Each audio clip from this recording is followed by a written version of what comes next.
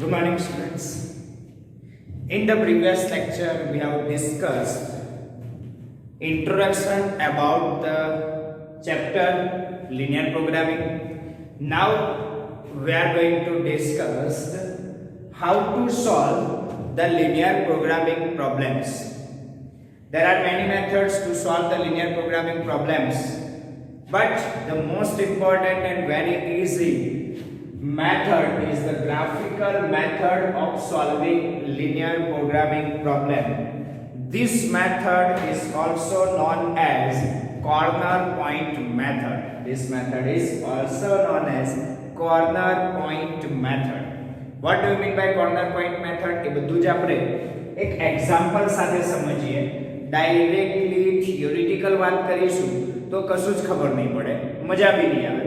But એક example લઈને આખો પ્રોબ્લેમ સોલ્વ કરીએ અને બધી જ વસ્તુને અન્ડરસ્ટેન્ડ કરતા જઈએ. ધ્યાન રાખજો, લાસ્ટ લેક્ચરમાં આપણે શું ડિસ્કસ કર્યું તો કે હાઉ ટુ ફોર્મ્યુલેટ. તમને ક્વેશ્ચન આપ્યો હતો હાઉ ટુ ફોર્મ્યુલેટ, એટલે કે તમને આપ્યું નતું ઓબ્જેક્ટિવ ફંક્શન કાં તો પછી કન્સ્ટ્રેન્ટ્સ, તો આપણે ઓબ્જેક્ટિવ ફંક્શન અને કન્સ્ટ્રેન્ટ્સ ઓબ્ટેન કરી. અત્યારે હાલ જે ક્વેશ્ચન છે એમાં solve the following linear programming problem LPP graphically. તમારે ગ્રાફિકલી આનું સોલ્યુશન ઓબ્ટેન કરવાનું છે, એટલે ગ્રાફ ડ્રો કરવાનો છે. Maximize z equals to 4x plus y. This is our objective function. It is already given here. એટલે આપણે ઓબ્ટેન કરવાની જરૂર નથી. ના આપ્યું હોય તો જ ઓબ્ટેન કરવું. Subject to the constraints. Already constraints are given here. First constraint is x plus y less than equals to 50.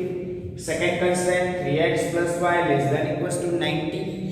And non-negative constraints are already there. X greater than equals to 0, y greater than equals to 0. આ બે મેં તમને જ કહ્યું કે non-negative constraints already assigned છે. હવે graph draw કરવાનો છે. કોનો ગ્રાફ ડ્રો કરવાનો? તો આ જે કન્સ્ટ્રેન્ટ છે એ ટુ વેરિયેબલ લિનિયર ઇક્વાલિટીઝ ના ફોર્મમાં છે, and we have to draw the graph of these two variable linear equalities. યાદ કરો ચેપ્ટર 6 સ્ટાન્ડર્ડ 11 એમાં ટુ વેરિયેબલ લિનિયર ઇક્વાલિટીઝ ને રિલેટેડ એક આખી એક્સરસાઇઝ હતી. ગ્રાફ ડ્રો કરતા હતા અને ડિફરન્ટ ગ્રાફનું પછી ઇન્ટરસેક્શન લઈને તમે શું કેલ્ક્યુલેટ કરતા? ફિઝિબલ રિજિયન ફાઇન્ડ આઉટ કરતા. શું કરતા હતા? Feasible region. બસ આપણે ફિઝિબલ રિજિયન એ ફાઇન્ડ આઉટ કરવાનું છે, ફિઝિબલ રિજિયન અહીંયા બી ઓબ્ટેન કરવાનું છે. ત્યાં સુધીનું કામ બધું જ 11th ના બેઝ પર છે. ત્યાં સુધી કોઈ જ 12th નો પોર્શન આવતો નથી.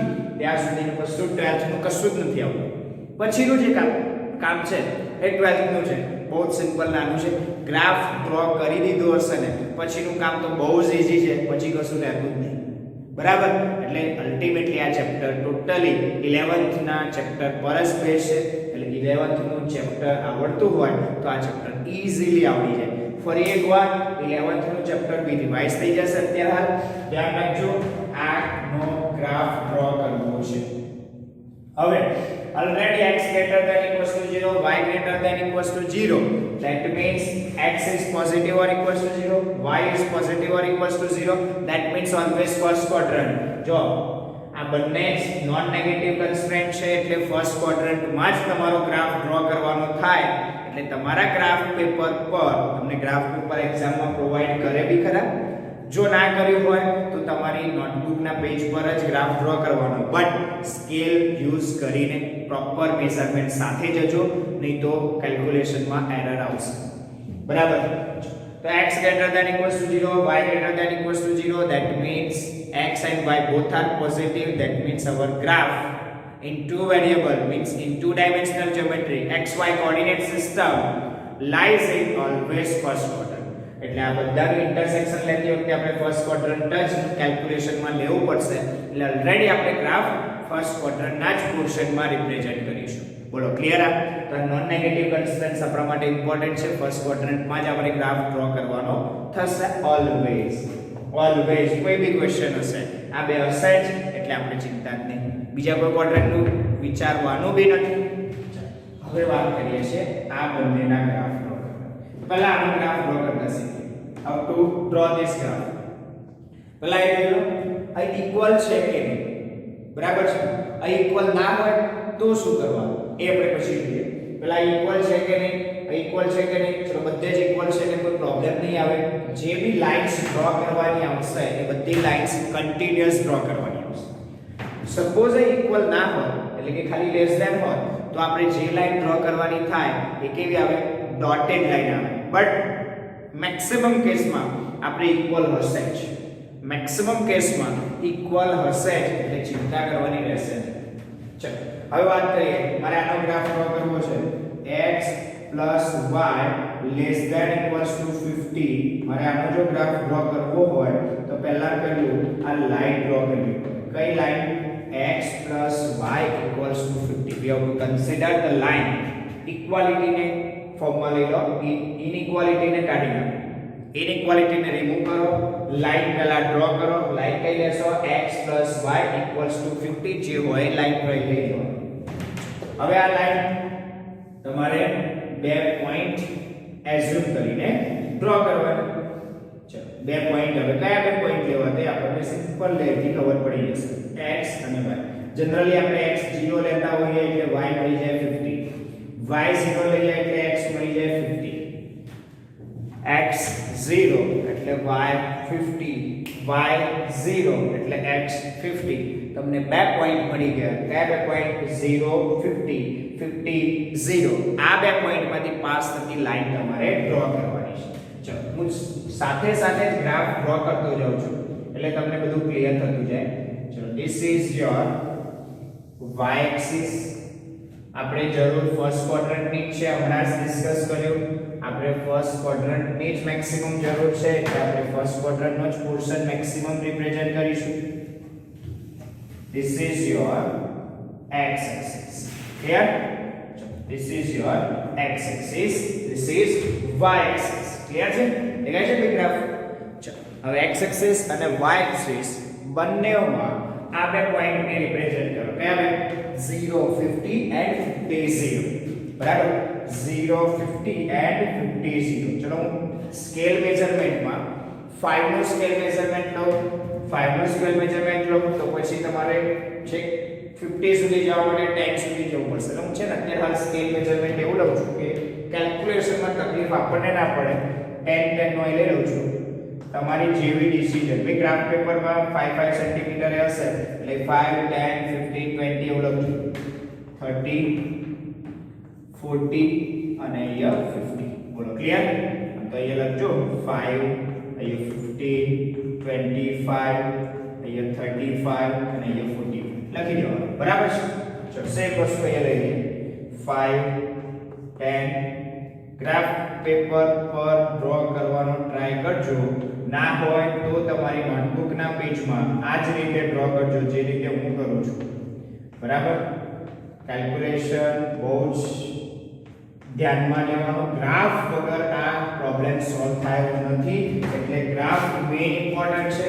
ગ્રાફ પ્રોપર હોવો જોઈએ. ચલો પહેલો પોઈન્ટ છે 0 50. 0 50 એટલે અહીંયા પોઈન્ટ આવે. Point is here 0 50. ક્લિયર? ચલો એ પોઈન્ટને અહીંયા 0 50 નામ આપી એટલે રિપ્રેઝન્ટ કરો કોઓર્ડિનેટ્સ. ચલો 0 50. બીજો second point 50 0. So 50 0 is here. This point is here. 50 0. અને આ બે પોઈન્ટ ને જોઈન કરી દો એટલે બે પોઈન્ટમાંથી પાસ થતી લાઈન ડ્રો કરી દો.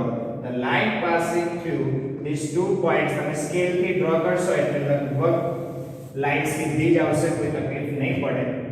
બરાબર છે? This is your line passing through these two points. આ બે પોઈન્ટ્સમાંથી પાસ થતી આ લાઈન થઈ. ક્લિયર? અને હવે આ લાઈનને તમારે નામ આપી દેવાનું. ચલો આ લાઈનનું નામ શું? x y 50. અને કન્ટીન્યુઅસ કેમ ડ્રો કરી? ઇક્વલ સાઈન હતી એટલે કન્ટીન્યુઅસ ડ્રો કરી. જો ઇક્વલ સાઈન ના હોય તો તમારે ડોટેડ લાઈન ડ્રો કરવાની. ડોટેડ લાઈન ડ્રો કરવાની. ચલો આ લાઈનનું નામ આપી દઈએ. શું નામ છે? x y equals to 50. equals to 50. ચલો લાઈનનું નામ આપી દેવાનું સાથે સાથે. ચલો પહેલું કામ આપણું પૂરું થાય લાઈનનું. બીજું કામ છે કયો પોર્શન આવે. તમને યાદ હોય તો 11th માં તમે ડિસાઈડ કરતા હતા કે આની લોઅર હાફ પ્લેન આવશે કે અપર હાફ પ્લેન આવશે.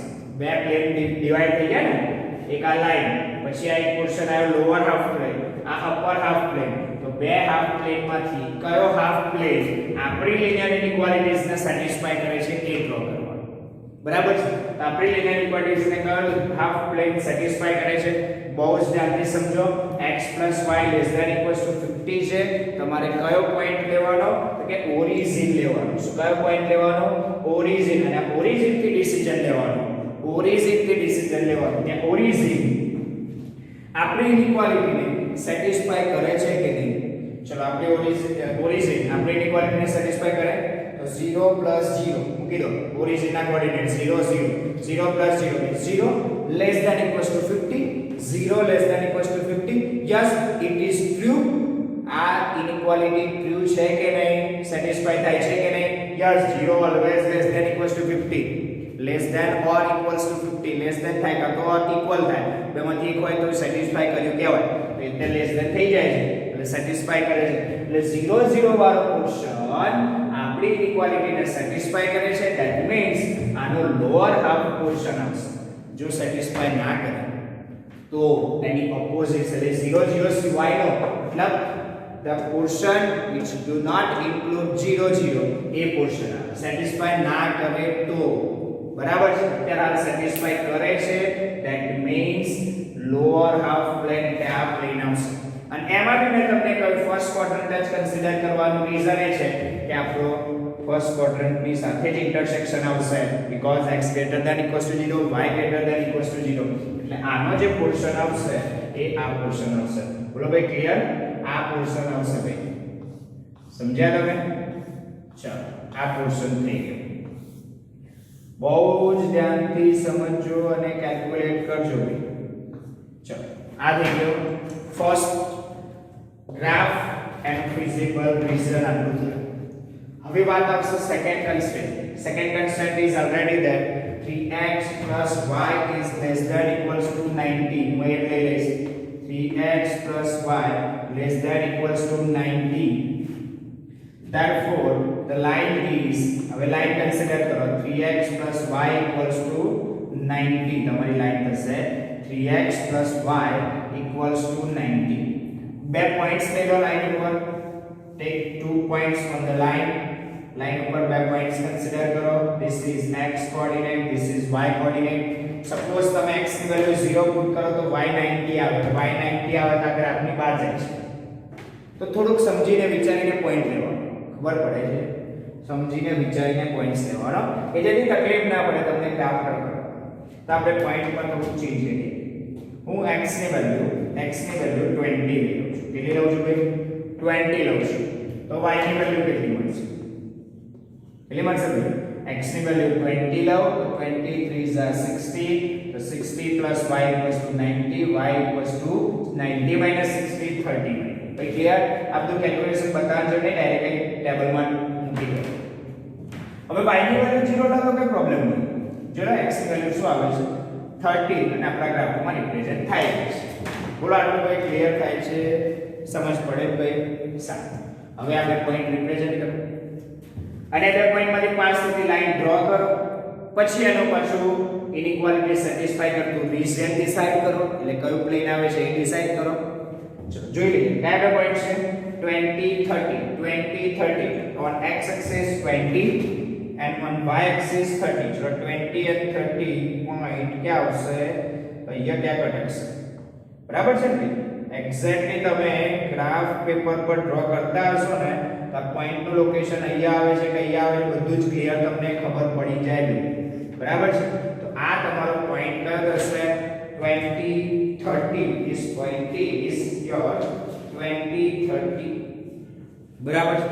અને આ તમે પોઈન્ટ 20 30 છે ને એ આપણી આ લાઈનને બી સેટિસ્ફાય કરે છે. જોઈ લો 20 + 30 = 50 થાય છે.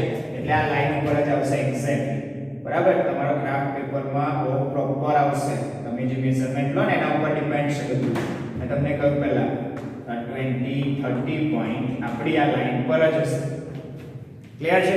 ચલો તો 20 30 પોઈન્ટ્સ આવી ગયો. ઓકે. થોડુંક આગળ પાછું થયું છે મેઝરમેન્ટમાં એ જરાક જોઈ લેજો. બરાબર? આ તો આ લાઈન ડ્રો કરવામાં સીધી લાઈન આપણે નહીં આવી. એટલે થોડું લોચો પડે. તો ગ્રાફ ડ્રો કરવામાં થોડું કેલ્ક્યુલેશન સ્કેલથી કરી શકો કે મારી પાસે સ્કેલ નથી. બરાબર, તમે સમજી શકો છો કેવું થાય.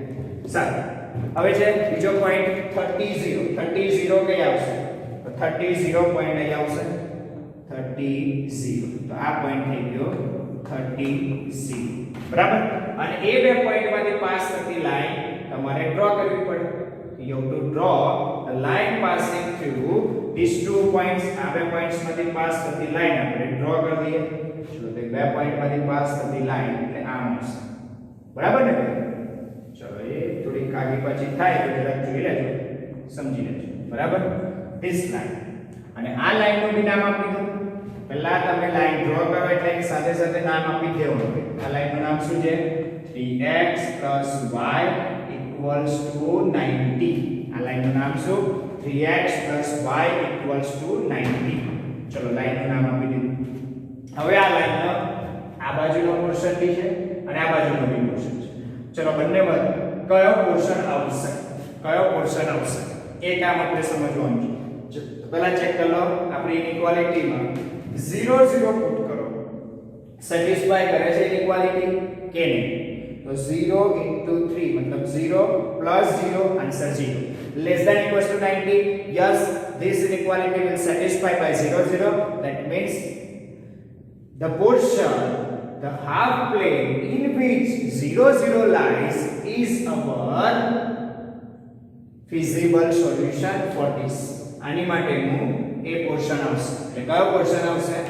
આ ઇનઇક્વાલિટી. અને એ બી આપણે ફર્સ્ટ ક્વાડ્રન્ટ સુધી આપણે લિમિટેશન્સ પર રહીએ છીએ. તો આનો કયો પોર્શન આવે? આ પોર્શન. બોલો ભાઈ, ક્લિયર? ફર્સ્ટ ક્વાડ્રન્ટ છે. થોડુંક લાઈનને થોડુંક શેડિંગ બદલું છું એટલે તમને પેલું ઇન્ટરસેક્શન લેવામાં તકલીફ ના પડે. બરાબર છે ભાઈ? આ પોર્શન આવશે. અહીંથી આમ જતા ના રહેતા. ચલો, ક્લિયર ભૈયા? ઓકે, આ થઈ ગયું તમારો graph. This is your graph. આ તમારો ગ્રાફ રેડી. ઓકે, ચલો, હવે આ ગ્રાફમાં જેટલી બી કન્સ્ટ્રેન્ટ હશે બધી બતાવી દીધી. જોઈ લો સર, ક્યાં બતાવી છે બધી? હા, બધી આવી ગઈ ભાઈ. જોઈ લો, આ x > 0, y > 0 તો સ્ટાર્ટિંગમાં જ લઈ લીધી ફર્સ્ટ ક્વાડ્રન્ટ. એ તો સ્ટાર્ટિંગમાં જ કન્સિડર કરી લીધી. હવે તમારે શું કરવાનું? તો જેટલી બી કન્સ્ટ્રેન્ટ્સ તમે અહીં રિપ્રેઝન્ટ કરી એ બધાનું ઇન્ટરસેક્શન ફાઇન્ડ આઉટ કરવાનું.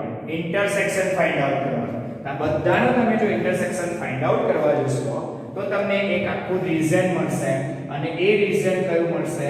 તો આ રીજન મળશે. જોઈ લો, એ રીજનને હું હાઇલાઇટ કરું છું. બંનેનો ઇન્ટરસેક્શન રીજન એ હાઇલાઇટ કરેલું મેં અહીંયા રિપ્રેઝન્ટ કર્યું છે. જોઈ લો, this is highlighted region. This is your feasible region. આ region ને શું નામ આપીશું? Feasible region. This region is known as feasible region. 11th માં મેં આવું લખાયેલું છે તમને. You have to find that feasible region. Okay, ચલો, આ થઈ ગયું તમારું feasible region. હવેનું કામ, આ 11th નું કામ પૂરું આટલે છે. તમારું 11th નું કામ આટલે પૂરું થાય. ઓકે, જેવું 11th નું કામ પૂરું થાય એટલે 12th નું કામ સ્ટાર્ટ થાય. બોલો, ક્લિયર? હવે ચેક કરો કે તમારું જે ફિઝિબલ રીજન આવ્યું, the feasible region is bounded or unbounded. બેમાં ડિફરન્સ શું છે? the feasible region is bounded or unbounded. અત્યારે આ બાઉન્ડેડ છે. બાઉન્ડેડ મતલબ કે એ લિમિટેડ છે. જો ઇન્ફાઇનાઇટ નહીં જતું, એ લિમિટેડ છે. જો, અને એ બી કયા ફોર્મમાં હશે? તો કોન્વેક્સ પોલિગોન. કયા ફોર્મમાં હશે? Convex polygon. કયા ફોર્મમાં છે? Convex polygon. બરાબર ને? તો તમારું જે ફિઝિબલ રીજન છે એ કયા ફોર્મમાં હશે? Convex polygon. અને આ કોન્વેક્સ પોલિગોન જેવો ઓબ્ટેન થઈ જાય, બાઉન્ડેડ ફિઝિબલ રીજન હોય તો એનો કોન્વેક્સ પોલિગોન કમ્પ્લીટલી ઓબ્ટેન થાય. બરાબર છે? અને બાઉન્ડેડ હોય તો એનું સોલ્યુશન અત્યારે સ્ટડી કરીએ, અનબાઉન્ડેડ નું ઇન ફ્યુચર જોઈ લઈશું. બરાબર? અત્યારે હાલ બાઉન્ડેડ નું સ્ટડી કરીએ છીએ. ધ્યાન રાખજો, જેવું બાઉન્ડેડ ફિઝિબલ રીજન મળી ગયું આટલે સુધી 11th નું કામ સ્ટડી થઈ ગયું, પૂરું થઈ ગયું. હવે કામ ચાલુ થાય 12th નું કામ સ્ટાર્ટ આપણે કરીએ. બરાબર છે? જોઈ રાખો ફટાફટ એકવાર.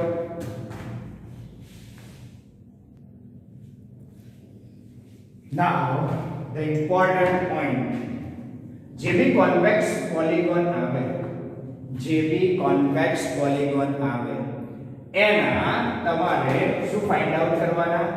Corner point. શું ફાઇન્ડ આઉટ કરવાનું ભાઈ? Corner point. You have to obtain the corner points. ચલો કોર્નર પોઈન્ટ્સ તમે obtain કરો પહેલા. જે બી તમારો કોન્વેક્સ પોલિગોન છે એના કોર્નર પોઈન્ટ્સ obtain કરો.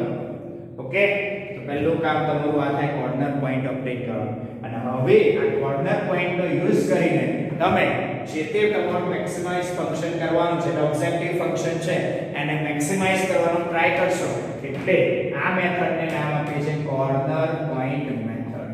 આ મેથડને એટલે જ નામ આપ્યું છે કે કોર્નર પોઈન્ટનો આપણે યુઝ કરીશું અને તમારા ઓબ્જેક્ટિવ ફંક્શનને maximise or minimise, that means optimise કરીશું. અત્યારે હાલ મેક્સિમાઇઝ કરીએ છીએ. બરાબર છે. કોર્નર પોઈન્ટ મેથડ થી આપણે કરીએ છીએ એટલે આપણે કોર્નર પોઈન્ટ મેથડ નામ આપ્યું છે. હવે જોજો, તમારે એક ટેબલ બનાવવું છે. ટેબલમાં કોર્નર પોઈન્ટ્સ લિસ્ટ આઉટ કરવાના છે. શું કરવાનું છે? કોર્નર પોઈન્ટ્સ લિસ્ટ આઉટ કરવાના છે. તમારું objective function z equals to 4x + y એની વેલ્યુ ઓબ્ટેન કરવાની જે તે કોર્નર પોઈન્ટ્સ માટે. અને એના ઉપર એટલે આ જે બી પ્રોફિટ હોય કે લોસ હોય કે જે બી હોય એને તમારે મેક્સિમાઇઝ કરવાનું, એટલે ઓબ્જેક્ટિવ ફંક્શનની વેલ્યુ ઓબ્ટેન કરવાની. અને એના પછી તમારે ડિસિઝન લેવાનું કે કઈ જગ્યાએ મેક્સિમમ થશે. ધ્યાન રાખજો, જે આપણે લાસ્ટ લેક્ચરમાં ડિસ્કશન કર્યું ને એ લેક્ચરમાં તમે ગ્રાફ બનાવવા જાવ તો આવો કઈ ગ્રાફ મળે તમને, આવું બાઉન્ડેડ રીજન મળે. આ જે બાઉન્ડેડ રીજન છે એમાં કોઈ બી પોઈન્ટ લે, કોઈ બી એની પોઈન્ટ જે અહીંયા હોય એ તમારી ઇનઇક્વાલિટી, બધી જ ઇનઇક્વાલિટીને સેટિસ્ફાય કરે. બીકોઝ આ ફિઝિબલ રીજન છે એટલે બધાનું કોમન પોર્શન છે, મતલબ કે બધી ઇનઇક્વાલિટીને સેટિસ્ફાય કરે. તો તમે આ પોઈન્ટ લો ને તો બી તમને z ની વેલ્યુ એટલે કે ઓબ્જેક્ટિવ ફંક્શનની વેલ્યુ કંઈક તો મળે ને, મળે. સેમ વસ્તુ આ પોઈન્ટ લો ને એ બી તમારા ફિઝિબલ રીજનનો જ પોર્શન છે, બીકોઝ બધી લાઈન કન્ટીન્યુઅસ છે. એટલે 20 30 જે કોર્નર પોઈન્ટ છે એ કોર્નર પોઈન્ટ થી બી તમને ઓબ્જેક્ટિવ ફંક્શન ની વેલ્યુ મળે. સેમ વે અહીંયા હોય તો બી મળે. આ પોઈન્ટ નહીં લેવાય, અહીંયા જે પોઈન્ટ હશે એ નહીં લેવાય, અહીં જે પોઈન્ટ હશે એ નહીં લેવાય, બીકોઝ એ ફિઝિબલ રીજનનો પોઈન્ટ નથી. ધેટ મીન્સ આપણી બધી જ ઇનઇક્વાલિટીને સેટિસ્ફાય નથી કરતો. એટલે આ પોઈન્ટ અહીં હોય, નહીં લેવાય. અહીં પોઈન્ટ હોય એ બી નહીં લેવાય, અહીં હોય એ બી નહીં લેવાય. એટલે આપણે એવા પોઈન્ટ્સને ઇનફિઝિબલ પોઈન્ટ્સ કે ઇનફિઝિબલ રીજન કહેવાય. આ બધું કયું રીજન કહેવાય? ઇનફિઝિબલ રીજન. કયું રીજન? ઇનફિઝિબલ રીજન. આપણે ખાલી કયા પોઈન્ટ્સની વાત કરવાની હોય? ફિઝિબલ રીજનના જ પોઈન્ટ્સની વાત કરવાની. તમે ફિઝિબલ જે યસ્ટરડે પ્રોબ્લેમ્સ હતો, જે ઇન્ટ્રોડક્શનનો પ્રોબ્લેમ હતો, એમાં ફિઝિબલ રીજનના કોઈ બી પોઈન્ટ્સ મૂકો તો તમને ઓબ્જેક્ટિવ ફંક્શનની વેલ્યુ મળે. અહીંયા જુઓ તમે આટલા ફિઝિબલ રીજનમાં કેટલા પોઈન્ટ્સ છે? there are many points, મતલબ ઇન્ફાઇનાઇટ પોઈન્ટ્સ હો, ઘણા બધા પોઈન્ટ્સ આવશે.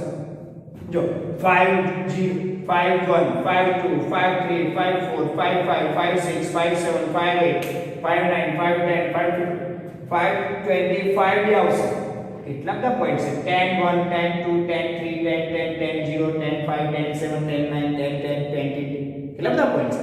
તો આ બધા ફિઝિબલ રીજનમાં ઢગલો પોઈન્ટ છે.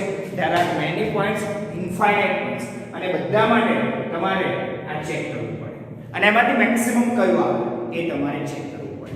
આ થઈ method.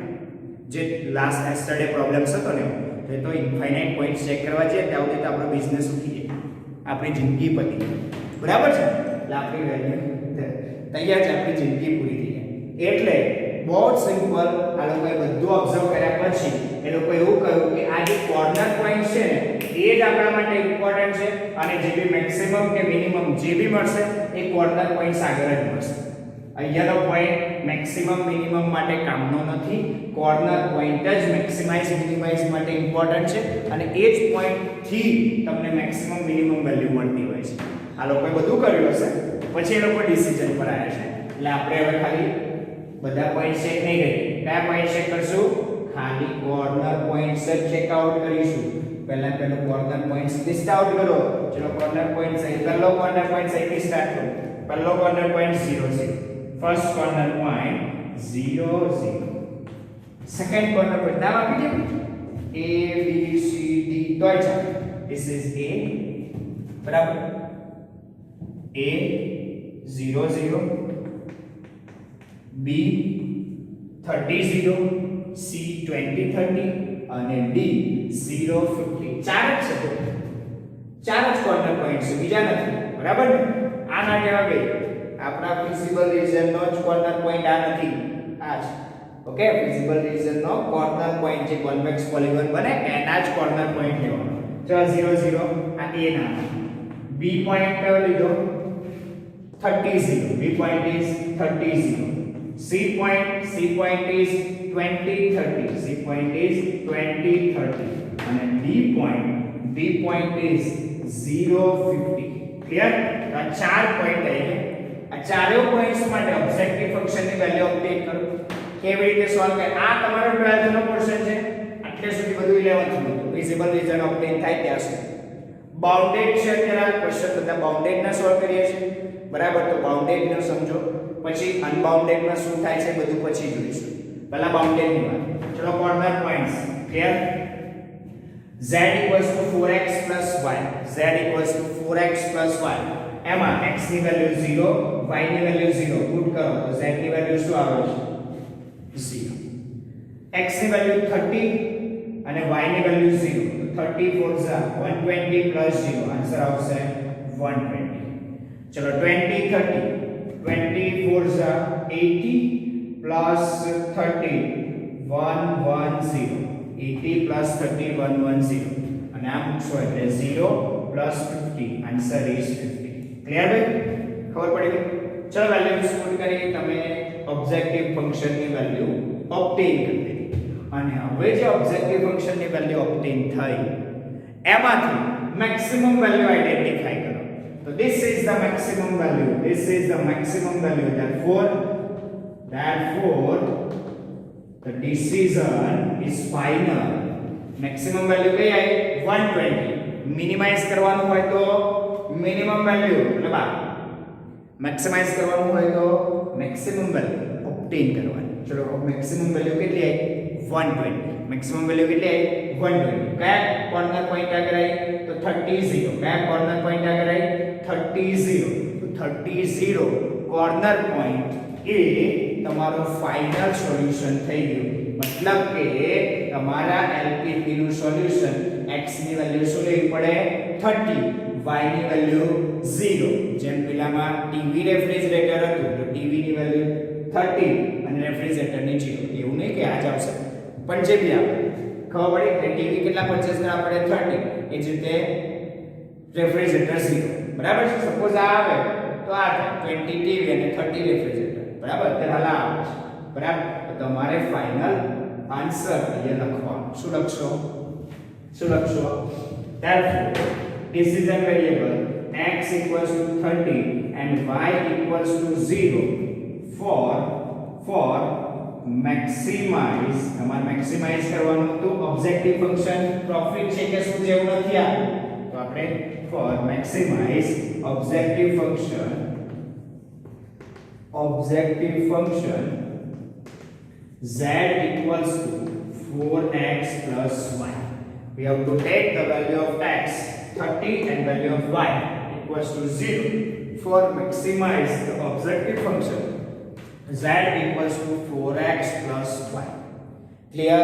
A bounded region, bounded feasible region no problem solve કર્યો maximize નો કર્યો આ જ રીતે minimize નો બી આવે કશું વાંધો નહીં આ કોર્નર પોઈન્ટ મેથડ આટલે સુધીનું સેમ કેલ્ક્યુલેશન કોર્નર પોઈન્ટ મેથડમાં જે મિનિમમ વેલ્યુ ઓબ્ટેન થાય એ તમારો ડિસિઝન થાય એ જ x ની y ની એટલે ડિસિઝન વેરિયેબલ્સ ની વેલ્યુ તમારા ઓબ્જેક્ટિવ ફંક્શન માટે આવી વાર્તા પૂરી તો આ કયું કેલ્ક્યુલેશન 12th ના portion corner point method CPM બરાબર. શોર્ટ ફોર્મ ના લખતા, એક્ઝામમાં ક્યાંય એલપીપી એવું શોર્ટ ફોર્મ ના લખતા. ક્વેશ્ચનમાં આપ્યું હોય ના આપ્યું હોય તમારે તો આખું જ ફોર્મ લખવાનું, જે બી નામ આપ્યું હોય એ લિનિયર પ્રોગ્રામિંગ પ્રોબ્લેમ જે બી હોય, બરાબર. એલપીપી લખી ના આવે. આ તો બોલવા માટે આપણે નામનું નામ શોર્ટ નેમ યાદ રહે એટલે બોલીએ છીએ. પૂરો ક્લિયર. તો કોન્વેક્સ પોલિગોનના કોર્નર પોઈન્ટ્સ બહુ ઇમ્પોર્ટન્ટ છે અને એને ઓબ્ટેન કરીને કોઈ બી ફંક્શન મેક્સિમાઇઝ મિનિમાઇઝ કરી શકાય અને આ થયું કેલ્ક્યુલેશન. વાર્તા પૂરી. તો આ તમારે ટેબલ ખાસ બનાવવાનું, બરાબર. અને આ ટેબલ ઉપરથી જ તમને આન્સર મળી જાય છે બધા. તો એકવાર જોઈ લો કે અને આજના વિડિયોને લાઈક કોમેન્ટ જરૂર કરજો ભાઈઓ. ઘણા લોકો કરતા નથી. ભાઈ એક રિક્વેસ્ટ કરીએ છીએ, થોડીક લાઈક કોમેન્ટ તો કરો at least. Thank you very much.